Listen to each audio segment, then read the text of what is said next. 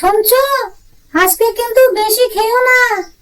গতকাল এত খেয়ে পেট ব্যথা হয়েছিল।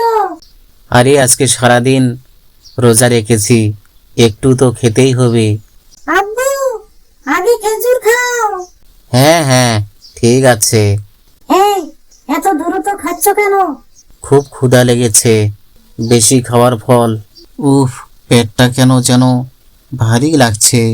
আব্বু, তুমি তো 10টা জিলাপি খেয়েছো। 10টা না, মাত্র 5টা। আমি গুনেছি 12টা। আব্বু, রেকর্ড করেছো। রহিম, একটু পাখা চালাও তো। আব্বু, পাখা তো চালু আছে। তাহলে এত গরম লাগছে কেন? কারণ তুমি অনেক খেয়েছো। বন্ধুরা দেখো, আমার আব্বু ইফতারে এত খেয়েছে, এখন উঠতেই পারছে না। এই কি করছো? কিছু না আব্বু, লাইভ করছি। কি লাইভ? শোনো, একটু হাঁটতে বের হও, তাহলে পেট ঠিক হবে। ঠিক আছে। আমি আব্বুর সাথে যাব। উফ, হাঁটতেই কষ্ট হচ্ছে।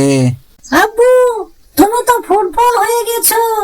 কি ব্যাপার ভাই, এত ধীরে হাঁটছো কেন? চাচা, আব্বুর ইফতারে 12টা জিলাপি খেয়েছে। তাহলে তো হাঁটা লাগবেই। আব্বু, দৌড়াচ্ছ কেন? পেট হালকা করার জন্য। এইভাবে দৌড়ালে তো ম্যারাথন জিতে যাবে। কেমন লাগছে এখন?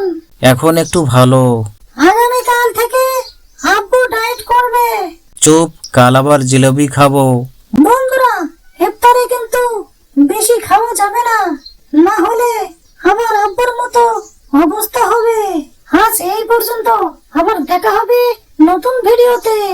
সবাই ভালো থাকবেন।